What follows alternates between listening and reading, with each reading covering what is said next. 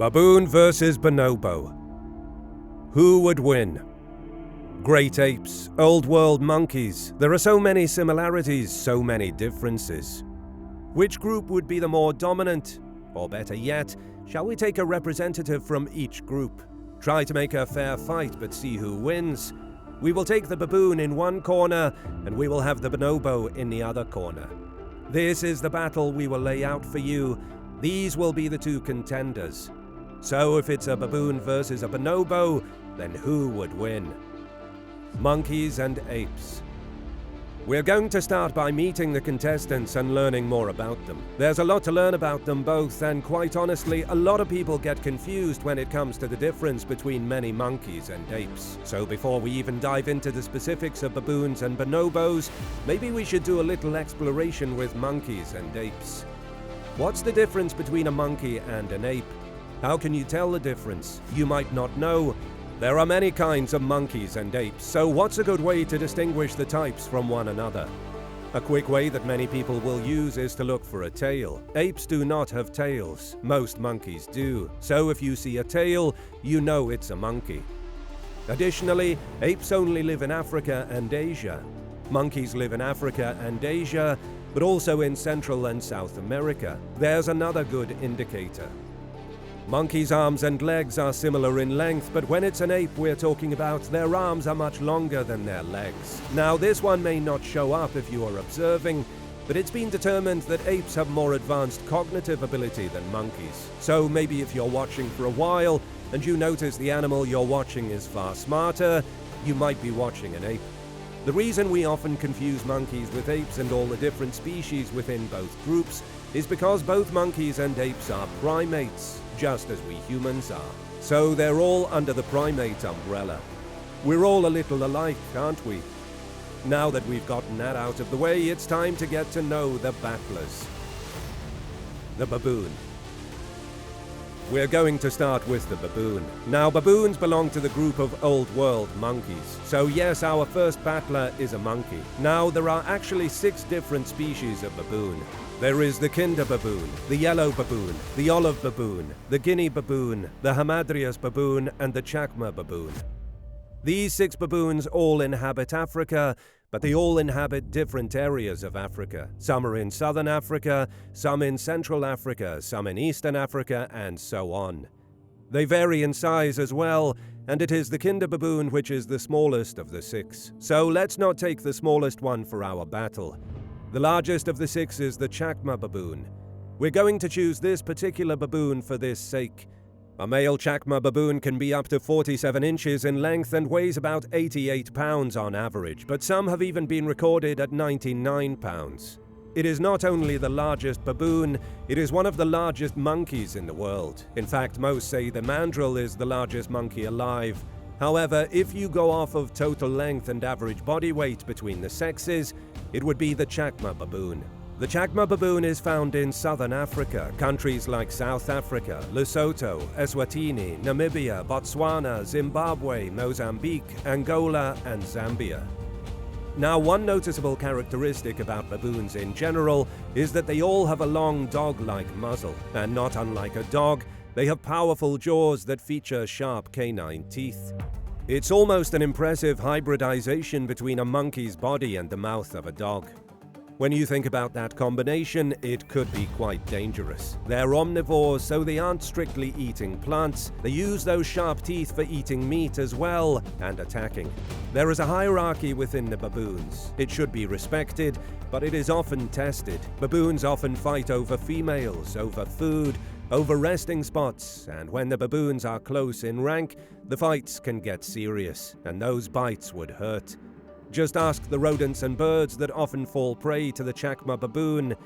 And get this, you could even ask small antelopes, because on occasion Chacma baboons have made meals of them. They definitely have some strength to them if they can do that. It is believed a Chacma baboon may not be as strong as a human that is in great physical condition and works out and trains constantly, but if we are talking about an average human, many believe the baboon could win that fight. They are fast and agile too, often seen racing through city blocks, stealing people's bags, fleeing with them, and opening them for their contents, all within seconds.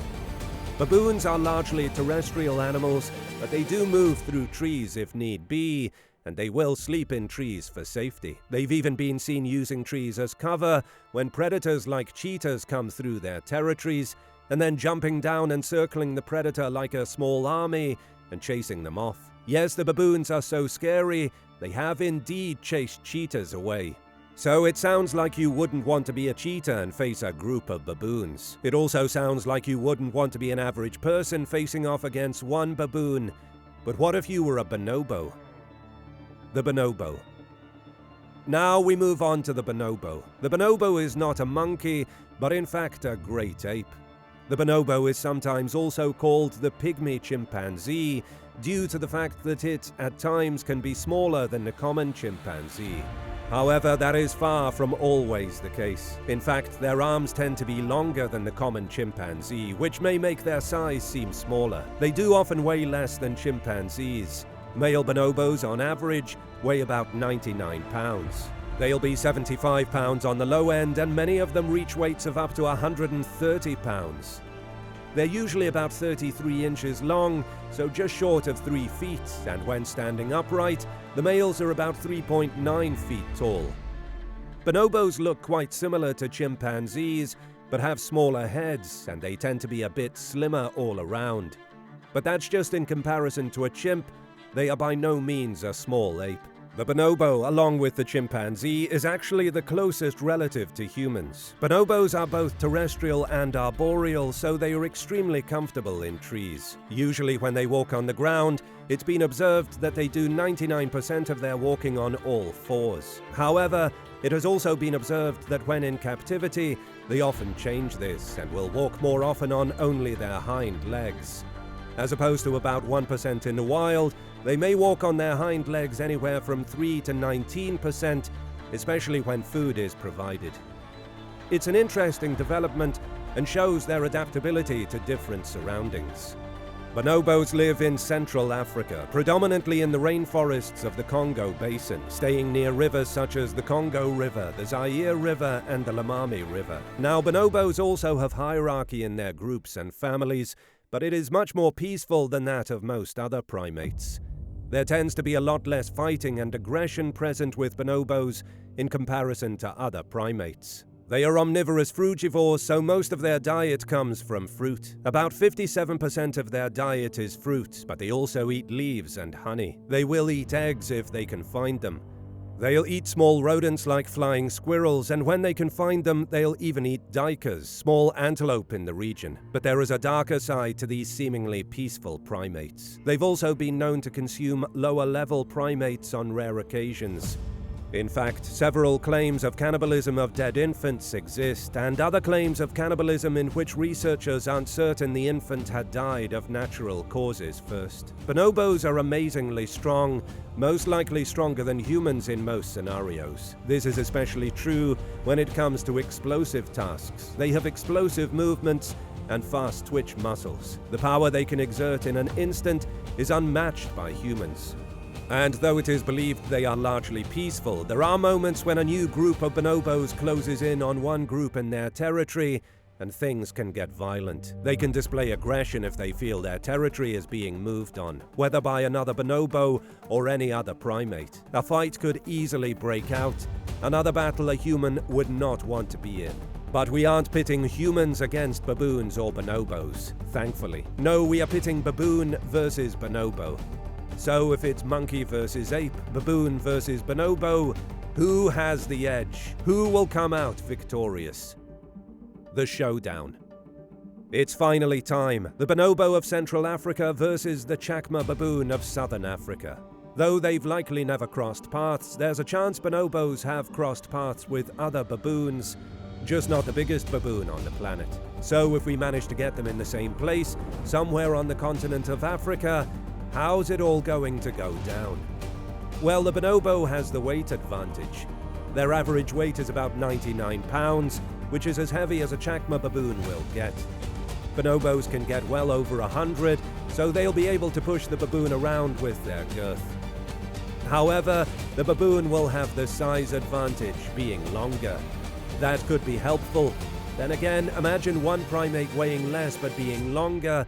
That's less weight per inch. The baboon would probably get pushed around a lot more easily. And don't forget about the bonobo's long arms. He's got the reach. Now, both move well on the ground and move well in trees, but it's another advantage for the bonobos. They're far more agile in the trees. It's their nature. Baboons tend to just sleep in trees. They're no stranger to them, but if we're talking about monkeys and apes swinging around on tree branches, the bonobo may have the better tree game. And we talked quite a lot about the strength of both animals. It was hypothesized that a baboon could defeat an average human in a fight, but maybe not a fit person who works out a lot. However, in the case of the bonobo and his fast twitch muscles, we give him the edge over humans basically every single time. Using those properties, it appears the bonobo is going to be stronger. And we won't say the baboon isn't a quick learner, but the bonobo is going to be quicker to think, to adapt, to process the situation. Apes are known for their high intelligence. It is starting to look like every way you slice it, the bonobo has the edge. This fight is all but his, if only he wanted it. Again, if bonobos are in a situation where they need to fight, they will. They can show aggression, but they do less frequently than other primates, especially baboons.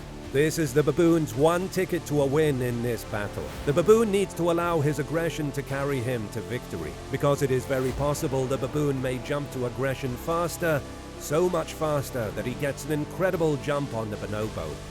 If the bonobo reacts too slowly, it may be too late. Baboons have taken on cheetahs in their groups before, so they really aren't afraid of anyone. And that would be the ticket for the baboon. He would need to let his aggression give him the jump on the bonobo.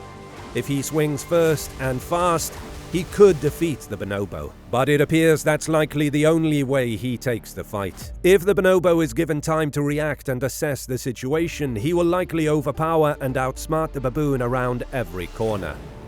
Don't forget, there is always that possible dark side to bonobos, that aggression that hides underneath. It would likely be a close fight no matter how it went down, but one thing is for sure, you as a human do not want to get in the middle of it.